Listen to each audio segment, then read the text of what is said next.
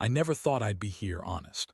I've always been the guy who believed in loyalty, stability, the kind of relationship where trust isn't a fragile thing you have to guard with your life. But that was before last summer, before I found out the truth about my wife, Lisa, and what she did at the cabin. It was a normal morning, or at least I thought it was. I was heading out for a week-long business trip, busy packing and trying to get everything in order. Lisa was quiet, a little distant, but I chalked it up to her being stressed about me leaving. That's what I wanted to believe anyway. The way she hugged me goodbye, her eyes flickering with something I didn't quite catch that should have been a warning, but I was too focused on my work to see it. I left early, and she waved from the porch, smiling but not quite her usual bright smile. I didn't think much of it at the time. My trip took me out of town, and I was buried in meetings, presentations, and client calls. I kept busy, but every night I'd call her and she'd sound fine. Or at least she'd say she was. Then I got the call. It came late, around midnight, when I was sitting in a hotel room, exhausted but wired from the day. My phone buzzed and I saw her name on the screen. I answered, expecting a simple good night, maybe a quick chat. Instead, I heard a voice I didn't recognize, deep, breathless, almost embarrassed. "Hey," she said softly, her voice cracking. "It's me." "What's going on?" I asked, feeling a tightening in my stomach. "Nothing, just—" "I miss you," she mumbled, but her words sounded strange, forced. There was a pause, then she hurriedly added, "I love you." That's when I noticed her voice was shaky and I caught the faint sound of a muffled voice in the background. My heart kicked into overdrive. I asked, "Who's with you?" Silence. "Lisa," I pressed, voice sharper than I intended. "Who is that?" "Just, I gotta go," she whispered, and the line went dead. My stomach clenched. The hairs on my arms stood up. I knew somehow. I knew this wasn't just some innocent mistake. I felt a cold wave of dread wash over me because I had a terrible feeling she'd been hiding something. I couldn't shake the feeling that the woman I loved, the woman I'd trusted for over a decade, was lying to me. When I got home the following weekend, I didn't tell her I was coming back early. Instead, I spent the week obsessively checking everything. Her phone, her emails, even her social media. Nothing concrete, just a feeling deep in my gut that I was missing something big. I remember going through her things and finding a receipt from a gas station near the cabin. Nothing unusual on the surface, but then I saw the date, right in the middle of that week I was away. That's when I saw the photo, a tiny, blurry snapshot she'd forgotten to delete.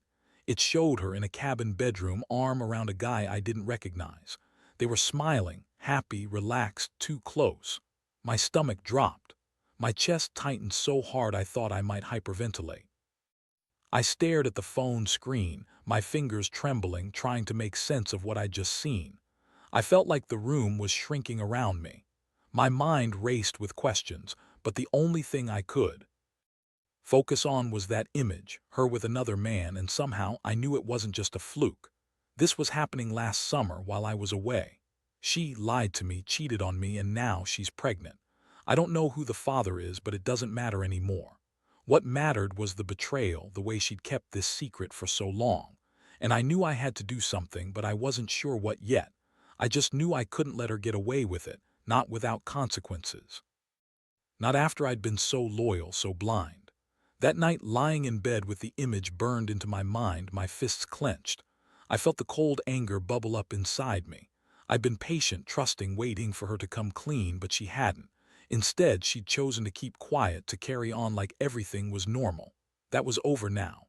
I'd find a way to make her pay. The question was how, and I already had a plan forming in my mind. One that would shake her world to its core. But I'd need time, patience, and most of all, the right moment. I didn't want her to see me coming, no, I wanted her to believe she'd gotten away with it. That's what would make the blow hit hardest. I sat up in bed, staring at the ceiling, the blood pounding in my ears. The betrayal cut so deep I could feel it in every inch of my body. I knew this wasn't just about her cheating anymore. It was about me regaining control, about ending this nightmare she'd dragged me into. And I was already planning my move. I spent the next few days like a shadow, quietly gathering everything I could. I didn't want her to suspect a thing, so I kept my expressions calm, my words neutral. But inside, I was boiling. Every time I saw her, I felt this strange mixture of hurt and rage like a tornado swirling in my chest. I kept thinking about that photo, about her smiling with that guy, about her lying to me for months. I started paying close attention to her routines, how she moved around the house, her daily habits. The more I watched, the clearer it became that she was hiding something. She was secretive, sneaking her phone around, deleting texts, locking her door when she went to the bathroom. I even noticed her unusually careful about her makeup and her clothes, as if trying to hide evidence rather than just feeling guilty or nervous. One night I decided to test her. I casually asked about the cabin trip she'd taken last summer, acting like I didn't know anything. "Did you have a good time out there?" I said, pretending to be relaxed. She hesitated, then forced a smile. "Yeah, it was fine, just some quiet days by the lake. You know, usual stuff." I looked her straight in the eyes. "Yeah, you seemed pretty happy. Saw some photos from that week. Looks like you had a good time." Her face went pale for a second, then she forced out, "It was just a getaway, nothing special." I pressed a little more. "I saw a picture where you're with a guy smiling. Who, that?" She fidgeted, then finally mumbled, "Just a friend."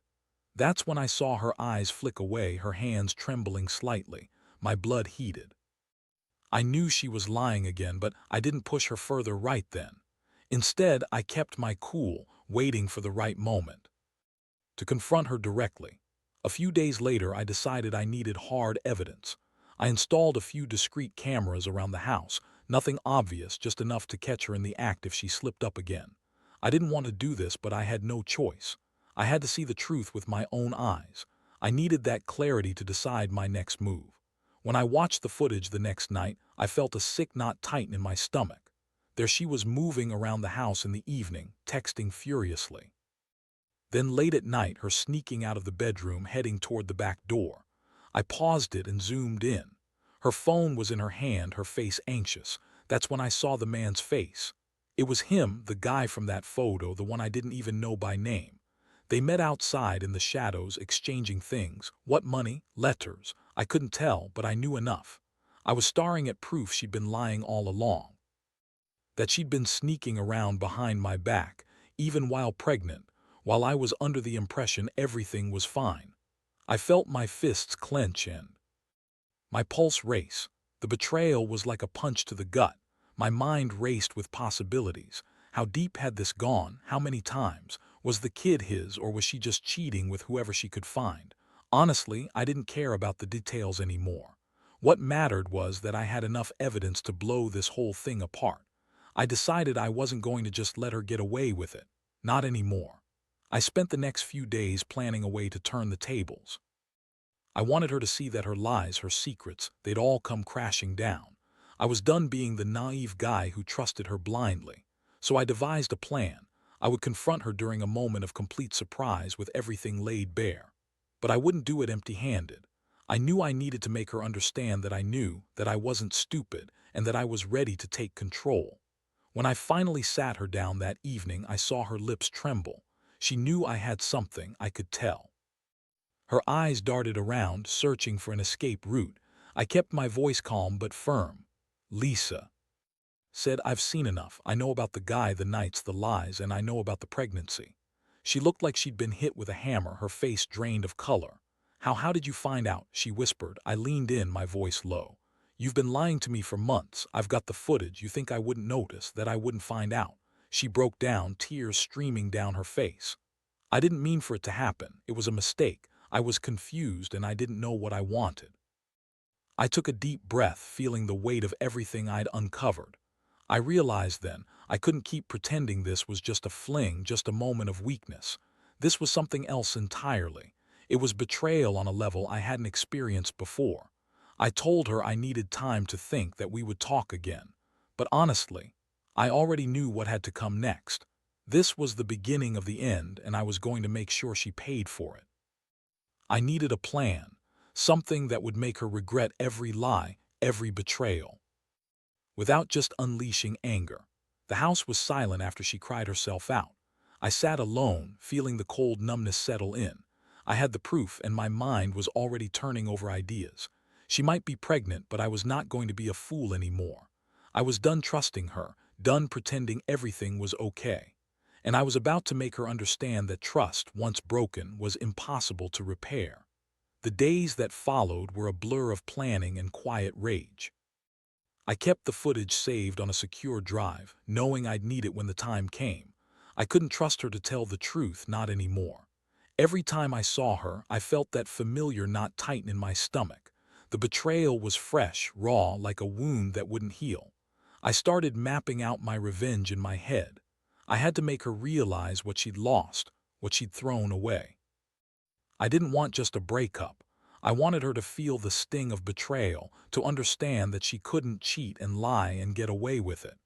I knew I'd need to be patient, subtle even, because if I rushed, I might ruin everything before it even started. One night I slipped into the bedroom when she was out. I went through her phone again just to confirm what I already knew. Her messages were full of flirty exchanges, casual references to their meetings, even plans to meet again. I felt my jaw tight. The evidence was mounting, and I was starting to see how deep this had gone. It wasn't just about one night or one mistake. It was a pattern, months of secrets, lies, and deceit. I made a decision. I'd need to confront her again, but differently this time. I wanted to see her reaction when she realized I knew everything. I wanted her to feel like the ground was crumbling beneath her. So I set up a simple plan. Nothing dramatic, just enough to shake her confidence. I waited until she was out grocery shopping, then I arranged for a friend to come over. My friend would knock on the door, pretend to be someone I'd hired to fix the internet or something mundane. When she opened the door, I'd be standing there, holding the evidence, her phone, the footage, everything. My heart pounded as I watched her. From a hidden spot in the living room, she opened the door and her face fell when she saw him. The guy I'd seen in the footage standing in front of her with a suitcase. She looked stunned, then furious.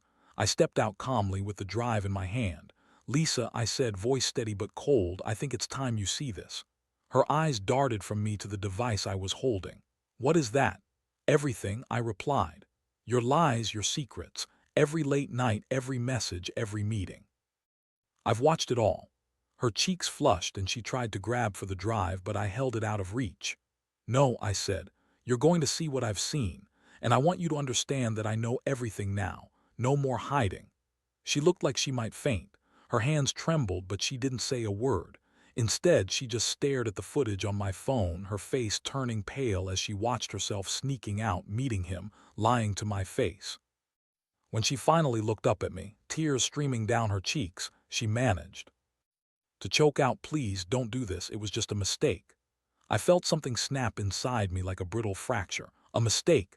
I echoed, voice rising. "You think that makes it okay? Do you even realize how much you've hurt me? While I was working, you were out cheating, lying, carrying on like I wasn't even there." She shook her head desperately. "It wasn't supposed to happen like this. I was confused and I—" "Save it," I cut her off. "You're pregnant, Lisa, with his kid, right? You wanted me to find out like this, didn't you?" She broke down in tears, sobbing. "I didn't mean to hurt you. I love you, I still do. But I was so lost and I didn't know how to, I just lost myself." I took a deep breath and felt the cold resolve settle over me. This wasn't about her crying or her begging. It was about what I could do to make her see that the life she thought she had was over. I had enough.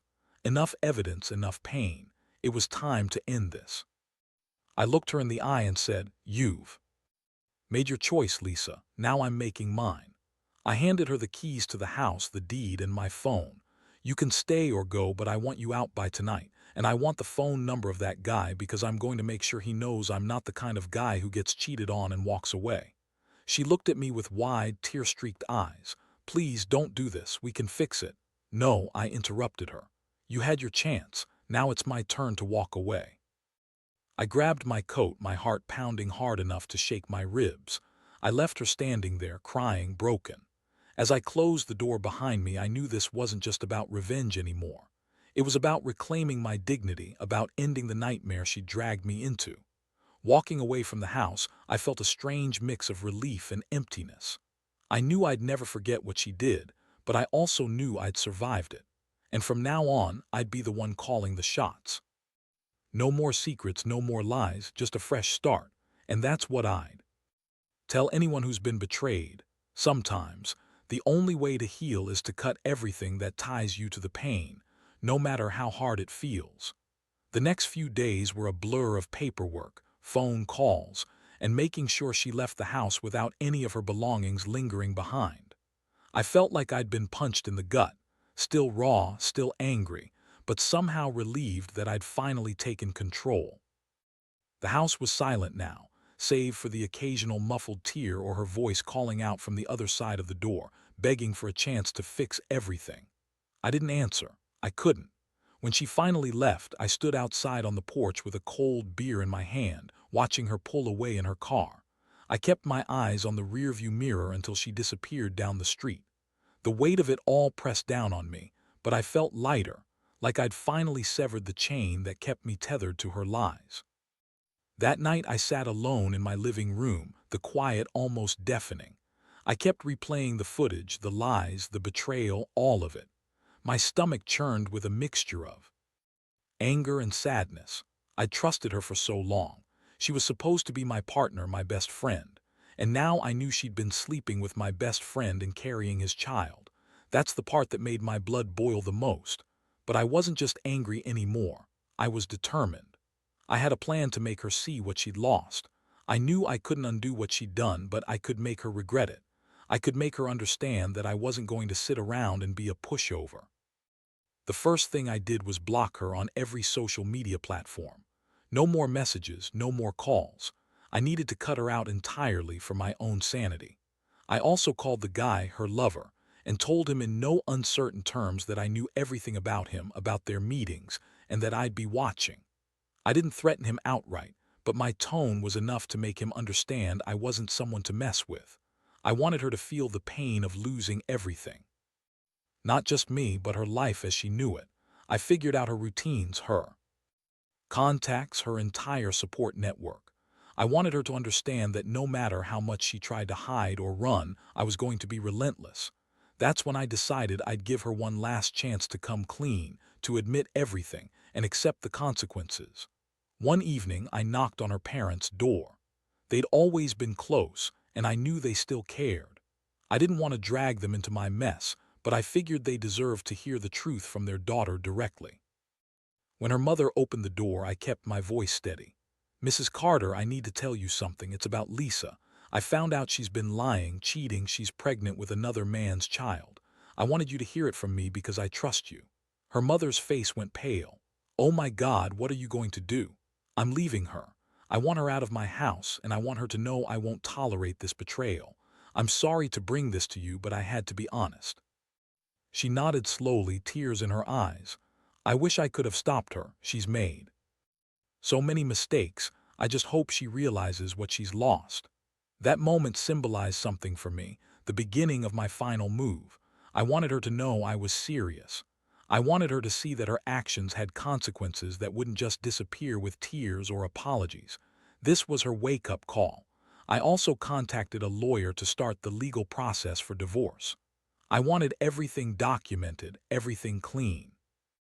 I didn't want her to get a penny more than she deserved, and I didn't want her sneaking around with some fancy lawyer to manipulate the situation. I was done being naive. The most surprising thing was how calm I felt.